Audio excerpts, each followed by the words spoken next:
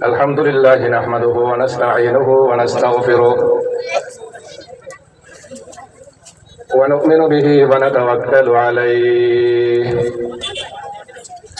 ওয়া নাউযু বিল্লাহি মিন শুরুরি আনফুসিনা ওয়া মিন সাইয়্যাতি আ'মালিনা মান ইয়াহদিহিল্লাহু ফালা মুদিল্লা লাহু ومن يضلله فلا هادي له ونشهد أن لا إله إلا الله لا خالق إلا الله ولا مالك إلا الله ولا نافع إلا الله ولا ضار إلا الله ولا محيي إلا الله ولا مميت إلا الله ونشهد أن سيدنا ونبينا وشفيعنا وحبيبنا وطبيب قلوبنا محمد صلى الله تعالى عليه وعلى آله وأصحابه أجمعين أما بعد فأعوذ بالله من الشيطان الرجيم بسم الله الرحمن الرحيم لقد خلقنا الإنسان في أحسن تقويم ثم رددناه أسفل سافلين إلا الذين آمنوا وعملوا الصالحات فلهم أجر غير ممنون فما يكذبك بعد بالدين أليس الله بأحكم الحاكمين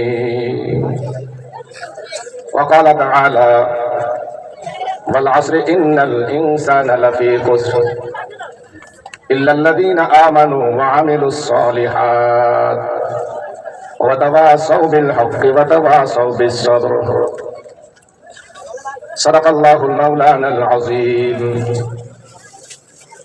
وقال تعالى في موضع آخر إن الذين آمنوا وعملوا الصالحات أولئك هم خير البرية صدق الله المولانا العظيم قال رسول الله صلى الله عليه وسلم خيركم من تعلم القرآن وعلمه وقال رسول الله صلى الله عليه وسلم إن لكم معالم فانتهوا إلى معالمكم وإن لكم نهاية فانتهوا إلى نهايتكم فإن العبد المؤمن بين مخافتين بين أجل لا يدري ما الله قاض به فليتزفد العبد من نفسه لموته ومن شبابه لكبره ومن دنياه لآخرته فإن الدنيا خلقت لكم وإنكم خلقتم للآخرة فوالذي نفسي بيده ما بعد الموت من مستعتب ولا بعد الدنيا دار إلا الجنة أو النار أو كما قال عليه الصلاة والسلام ما قدم أصحاب صوزو آتشا درجع بزن ما قدم أصحاب صوزو آتشا درجع بزن ساكنه بطو خانه باشو مردم آزاری مکن ساکنے بت خانہ باشو مردم آزاری مکن حقیقت دبو نہیں سکتی بناوٹ کی اصولوں سے حقیقت دبو نہیں سکتی بناوٹ کی اصولوں سے کبھی خوشبو نہیں آتا کاغذوں کی پھولوں سے کبھی خوشبو نہیں آتا کاغذوں کی پھولوں سے डर नहीं कुछ गम नहीं जब रहमत रहमान है, डर नहीं कुछ गम नहीं जब रहमत रहमान है, सारी दुनिया हो मुखालिफ फिर नहीं नुकसान है, सारी दुनिया हो मुखालिफ फिर नहीं नुकसान है। मोहब्बतेर साथे दुरूद शरीफ पढ़ेन। अल्लाहुम्मा सल्लि अला मुहम्मदिन व अला आलि मुहम्मद कामा सल्लाइता अला इब्राहीम व अला आलि इब्राहीम इन्नका हमीदुम मजीद। अल्लाहुम्मा बारिक अला मुहम्मदिन व अला आलि मुहम्मद कामा बारकता अला इब्राहीम وعلى آل إبراهيم إنك حميد مجيد। চট্টগ্রাম দারুল উলুম কর্তৃক আয়োজিত আল্লামা নূর হোসেন কাসেমী রাহিমাহুল্লাহ এর স্মরণে আলোচনা ও দোয়ার মাহফিলের সারা বাংলাদেশ সহ প্রত্যন্ত অঞ্চল থেকে আগত হযরতে উলামায়ে কেরাম, মুরব্বিয়ানে কেরাম, আইম্মায়ে মাসাজিদ, মুহাদ্দিস, মুফতি, জাতির কর্ণধার মুকুট হযরতে উলামা ও মাশায়েখ, বরেণ্য আলেমে দ্বীন, বহু মাদ্রাসার মুরব্বী, আমাদের হযরত রহমতুল্লাহ আলাইহির যোগ্য বিজ্ঞ ছোট ভাই আল্লামা আব্দুল কুদ্দুস কাসেমী হাফিজাহুল্লাহ, আমাদের লখত জিগার, ভবিষ্যতের রাহবার কর্ণধার আমাদের রাহবারে মিল্লাত আল্লামা কাসেমী রহমতুল্লাহ আলাইহির সুযোগ্য সাহিবজাদা হযরত মাওলানা মুফতি জাবের কাসেমী হাফিজাহুল্লাহ, আরো তাশরীফ এনেছেন অনেকেই, উল্লেখযোগ্য জামিয়া মাদানিয়া বাড়িধারা মাদ্রাসার মহাপরিচালক হযরত মাওলানা মুনির কাসেমী রাহিমাহুল্লাহ হাফিজাহুল্লাহ সহ হযরতে উলামায়ে কেরাম, এলাকার মুরব্বিয়ানে কেরাম, যুবক তরুণ বন্ধুরা, পর্দায় অবস্থানরত মা ও বোনেরা, আল্লাহ রাব্বুল আলামিনের শুকরিয়া আদায় করছি। আল্লাহ পাক আমাদের সকলকে ব্যতিক্রম ধর্মী পাত্র মাদ্রাসার আয়োজনে, যেখানে কোনো বক্তার নাম নাই, কোনো আলোচকের নাম নাই, আলোচনা সভা দোয়া এইভাবেই আমাদেরকে আহ্বান করা হয়েছে।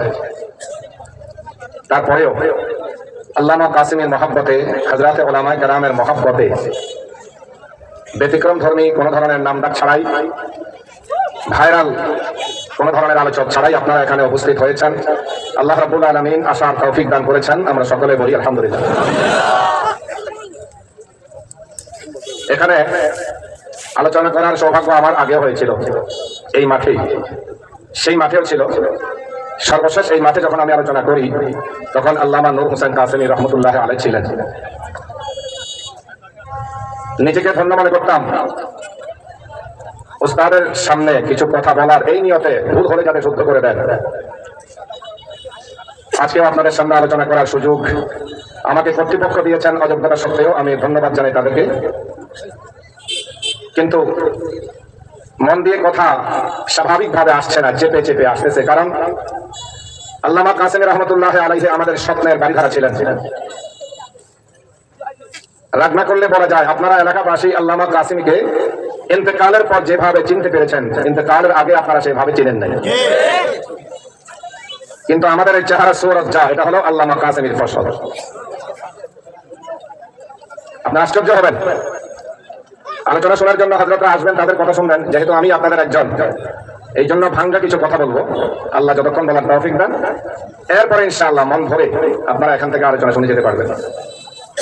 আজকে যারা এই ময়দানে আলোচনা করার জন্য আসবেন, তারা কোনো না কোনো ভাবে আল্লামা কাসেমী রহমতুল্লাহ আলাইহির ফসল। আর একটু আসতে বলেন সুবহানাল্লাহ। আপনার এলাকার নেতার অভাব নাই, শিক্ষিত জন গুণীজনের অভাব নাই, কিন্তু আল্লামা কাসেমীর মতো সাগরিদ যারা শুধু এই মাহফিল নয়, বর্তমানে এই মুহূর্তে যদি বাংলাদেশে 500 জায়গায় যদি মাহফিল হয়, আমার বিশ্বাস 250 না হলে 300 জায়গার যারা আলোচনা করবেন তারা সকলেই আল্লামা কাসেমীর ফসল। এই কথাগুলো কি আপনাদের কাছে ভালো লাগে নাকি? অন্য কোনো এলাকার কারো কথা বললে হয়তো বেশি ভালো লাগবে নাকি? হযরত কি ছিলেন, কেমন ছিলেন, এগুলো তো আমার এই ছোট মুখে বলার অপেক্ষা রাখে না। আল্লাহ পাক হযরতকে জান্নাতুল ফেরদাউসের সর্বোচ্চ আসনে সমাসীন করেন, সবাই বলি আমিন। আল্লাহ তাআলা হযরতের রেখে যাওয়া স্বপ্নকে বাস্তবায়ন করার জন্য একটা গাছ লাগান নাই, সুবহানাল্লাহ বলেন। একাধিক গাছ লাগাইছেন, যে গাছগুলো লাগানোর সাথে সাথেই ফলবান। কিছু গাছ লাগায় পানি দিতে মরে যায়। গ্রামের মহিলারা ভাত পাকায়, অনেক সময় কাঠ দেয়, আগুন জ্বলে না, কেরোসিন ঢালে, তুষ দেয়, এরপরে কিন্তু আগুন ধরে। আবার কিছু কিছু কাঠ যেটা জুনা নারকেলের, এমন কাঠ আছে যেগুলো দেওয়ার সাথে সাথে কি হয়। আল্লামা কাসেমী রহমতুল্লাহ আলাইহি এমন প্রশিক্ষিত, দীক্ষিত, জ্ঞানবান, বুদ্ধিজীবী, বুদ্ধিমান এমন ছিলেন যে যেখানে যেখানে তিনি গাছ লাগাইছেন, আলহামদুলিল্লাহ বছর হওয়ার আগেই, বছর অতিক্রান্ত হওয়ার আগে সেই জায়গা থেকে, সেই গাছ থেকে আল্লাহ রাব্বুল আলামিন সেখান থেকে ফল বের করে দিয়েছে। যেই ফলের সুবাস শুধু ওই এলাকায় নয়, যেই ফলের সুবাস এলাকার প্রান্তকে অতিক্রান্ত করে সারা বিশ্বে ছড়ায়, এমন গাছ। আল্লাহু আকবার বলেন। আল্লাহ তাআলা হযরতের কবরকে, আপনারা সৌভাগ্য হইতে পারতেন যদি হযরতকে এলাকায় আনতে পারতেন। এখন তো জি ঠিকই কোন, তখন তার বুঝেন নাই। যে জায়গার মাটি হযরতকে কবুল করেছেন নিশ্চয় সেটা অনেক দামি। আল্লাহু আকবার বলেন। আর আপনাদের চট্ট এলাকার মাটি যদি ওরকম হইতো তাহলে আল্লামা কাসেমকে কবর দিতেন। তারপরে আল্লাহ তাআলা আপনাদের সকলের অন্তরে হযরতের মহব্বতকে ঢুকায় দেন, সবাই বলি আমিন। মনে পড়লো ফেনুয়ার হযরত রহমতুল্লাহ আলাইহি, দালাল হোসেন রহমতুল্লাহ আলাইহি যখন ইন্তেকাল করেছেন, ঠিক একই অবস্থা। উত্তরহারা ফেনুয়ার লোকেরা তাকে ইন্তেকালের আগে অতটুকু চিনে নাই যতটুকু ইন্তেকালের পরে চিনছেন। কেন? যে ইন্তেকালের পরে মানুষের অভাব নাই, কোথেকে মানুষগুলো আছে চিনেও না। কিন্তু অনেক এমনও ইতিহাস আছে যে গভীর রাতে কেউ হযরতে ফেনুয়ার হযরতের কবর জিয়ারত করার জন্য গিয়েছেন, মানুষ নাই, তারপরেও দেখতেছে সেখানে এমন সুবাস, যে সুবাস, যে গ্রাম তারা কখনো শুনেন নাই, দেখেন। কারণ ফেনুয়ার হযরতের সাথে শুধু মানুষের সম্পর্ক ছিল না, কিছু জিন্নাতদেরও সম্পর্ক ছিল। হযরত ইন্তেকাল করার পরে ব্রাহ্মণবাড়িয়ার লোকেরা হুজুরকে বলতেন ফেনী হুজুর, ফেনী না ফেনুয়ার, কি বলতেন? তখন ব্রাহ্মণবাড়িয়ার লোকেরা বলেছিলেন যে ফেনীর হুজুরকে যদি আমাদেরকে অনুমতি দেয়, সুযোগ দেয়, আমরা আমাদের ব্রাহ্মণবাড়িয়া নিয়ে আসবো। যদি তারা চায় হযরতের কবরকে সোনা দিয়া পাকা করে দিতে, তাও রাজি আছি আমরা, ফেনীর হুজুরকে চাই। এই বক্তব্য কার ছিল? ব্রাহ্মণবাড়িয়ার লোকদের। কিন্তু ফেনুয়ার আর উত্তর হাওড়ার লোকেরা বলল সোনা দিয়ে নয়, আমাদের জীবন দিতে পারে, কিন্তু হযরতকে আমরা আমাদের এলাকা থেকে বের করে দেবো না। বলেন তো দেখি ফেনুয়ার হুজুরের কবর কোন জায়গায়? দালাল হোসেন রহমতুল্লাহর কবর কোন জায়গায়? এই দেশের লোকেরা তো অনেকে চিনেই আমাদের, এটা আমাদের অভ্যাস। দুনিয়াতে যখন থাকে মনে হয় উনি ছাড়া হবে না, কিন্তু মারা গেলে মনে রাখে না। উত্তর হাওড়া আমার কবর না? আপনাদের এই এলাকায় দুর্গাপুরের বা চিলুয়ার ওই এলাকা আছে এক গ্রাম, যে এক গ্রামের 70 জন একসাথে ফেনুয়ার হুজুর একটা বয়ান বন্ধ একদিনে। ঠিক এরকম ভাবে আল্লামা কাসেমী রহমতুল্লাহ আলাইহি কিন্তু আপনারা চিনেন না, কিন্তু এখন চিনতেছেন। হযরত চলে যাওয়ার পর শুধু চড্ডা এলাকা শূন্য হয় না, বাংলাদেশ শূন্য হয়ে গেছে। আল্লাহু আকবার বলেন। ওলামায়ে কেরামের মাথার মুকুট, ওলামায়ে কেরামের মাথার তাজ, যিনি পরিবারের দিকে লক্ষ্য করতে পারেন নাই, শেষ বয়সে মাদ্রাসা বানাইছেন। না আগের বয়সে? এই মাদ্রাসাটা শেষ বয়সে না আগের বয়সে? শেষ বয়সে বানাইছেন। জীবনটাকে ওয়াকফ করে দিয়েছেন ফি সাবিলিল্লাহ। মাওলানা জাগর তো এখন বড় হয়েছে, আমরা যখন বাড়ি ধারা পড়ি মাওলানা হুসাইন আহমদ সাহেব সহ তখন হযরতের বড় মেয়ে নাই, সেই ছোট ছিল, জুবাইরুল্লাহ বয়সে আরো ছোট। আমরা যেহেতু বাড়ি ধারা মাদ্রাসার প্রথম বছরের ছাত্র, পারিবারিক ভাবে হুজুরের পরিবার আমাদেরকে চিনতে। আজকে হযরত দুনিয়াতে চলে যাওয়ার পর বাংলার আকাশে, বাংলার জমিনে যখন এই মহা কোনো সমস্যা আসে, ওলামায়ে কেরাম তখন একটি বার হলেও স্মরণ করেন, হায় হায় আল্লামা কাসেমী যদি থাকতো তাহলে এই ময়দান এইভাবে থাকতো। যে কোনো বিষয় হোক হুজুর বলতেন, বললাম যে হুজুর আপনি না অসুস্থ, কথাটা একটু আসতে বলা দরকার। আমার মনে আছে দুর্গাপুর মাহফিলে হুজুরের সাথে আসছিলাম, হাতটা ব্যথা চলে চলতে পারেন না, সেখানে সোয়া গরম হিটার দিয়ে হুজুরের হাতের মধ্যে ব্যথা যায় এরকম মেশিন দিয়ে করা হয়েছিল। আমরা ভাবছিলাম হুজুর বয়ান করবেন না, এই দুর্গাপুর আমি আসছিলাম হুজুরের সাথে, বয়ান শুরু করে দিলেন, 1 ঘন্টার ভিতরে হুজুর বয়ান শেষ করেন। সুবহানাল্লাহ। জিজ্ঞেস করলাম হুজুর অসুস্থ, একটু সতর্ক থাকা দরকার। হুজুর জবাব দিলেন, দেখো আল্লাহু আকবার, সুস্থ জীবন যদি দিনে কোনো কাজ না করা যায় তাহলে সেই জীবন হলো অসুস্থ জীবন, ঠিক কিনা? আর যেই জীবনের দিনই কাজ আছে সেটা অসুস্থ নয়, সেটা হলো সুস্থ জীবন। আল্লামা কাসেমী এমন এক ব্যক্তি ছিলেন, সুস্থ অসুস্থ তার কাছে ছিল না, দিনই যে কোনো টাকা যায় প্রয়োজন। একজন মানবে মুজাহিদ মানুষ, অনেকে শামসুল হক ফরিদপুরি রহমতুল্লাহ আলাইহিকে দেখে নাই, হাফিজ হুজুরকে দেখে নাই, মুফতি আমিনকে দেখে নাই, ফেনুয়ার হযরতকে কথার কথা পরে যারা তারা দেখে নাই, বাংলার জমিনে কিভাবে ইসলামী কাজ করতে হয় তারা দেখে নাই, সেই জাতি দেখেছে আল্লামা নূর হোসেন কাসেমী। আজকে তার মহব্বতে আপনারা এখানে এসেছেন। যে যাকে ভালোবাসে তার সাথে তার হাসর হয়। আল্লাহ পাক আলেম ওলামার সাথে আমাদের হাসরকে কবুল করেন, সবাই বলি আমিন।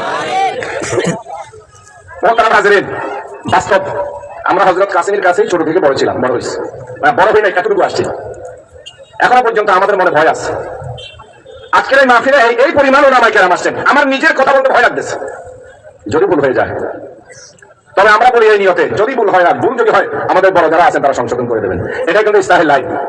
কিন্তু মুশকিল হয়ে গেল আজকে সমাজে, আজকের জামানায় এমন নাই, কালাম নাই, দিন নাই, সমাজ নাই, যোগ্যতা নাই, বিজ্ঞতা নাই, সোহবত নাই, মাদ্রাসা নাই, মসজিদ নাই, কিচ্ছু নাই, অথচ স্টেজে আশা করেছে মহা জ্ঞানী অথবা আল্লামা সাজে।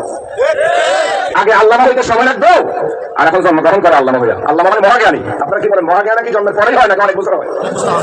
কিন্তু এখানে যারা আছেন এরা আমাদের মধ্যে দুর্বাদারা বহুত বড় বড় আল্লামাদেরকে যে চোখ দিয়ে রেখেছেন, তাদের চোখগুলো তো আমার দিকে, এই জন্য ভয় লাগতেছে না জানে ভুল হয়ে যায়। তার বিশ্বাস এই এলাকায় এই জমিন আল্লাহর গর্বের জমিন, গর্ব করার মতো জমিন, যেই এলাকার ওলামায়ে কেরাম সারা বাংলাদেশ নয় সারা বিশ্ব শাসন করার ক্ষমতা রাখে, ঠিক কিনা? কিন্তু আমাদের ভাইরা বুঝে না, জানে না সেটা। আল্লাহ হযরত ওলামায়ে কেরামের হায়াতকে বাড়ায় দেন। এক, দুই নম্বর, আল্লামা কাসেমের দোয়ার বদৌলতেই স্টেজে বসার যোগ্যতা অর্জন করা। পৃথিবী আমাদের শিক্ষকের অভাব নাই, উস্তাদের অভাব নাই, একটু খেয়াল করেন। কিন্তু হযরত এমন এক উস্তাদ ছিলেন, হযরতের সাথে যদি আমরা কোথাও যাইতাম তো নিজেই লিখতেন যে শাইখুল হাদিস লেখো। শিক্ষকদের অবস্থা হইল ছাত্র যাতে বড় হতে না পারে, আল্লামা কাসেমি বলেন যে আমার হাতেই আমার সামনেই তারা বড় হয়ে যাবে। হযরত নিজে আমাদেরকে বসাইয়া তারপরে নিজে যাইতেন, দোয়া করতেন, আমরা বয়া করতাম। উস্তাদ আছেন বড়, কিন্তু আল্লামা কাসেমের মতো দ্বিতীয় কোনো উস্তাদ নেই। এই এলাকাবাসী ধন্য। আজকে হযরত নাই, কিন্তু হযরতের ফিকির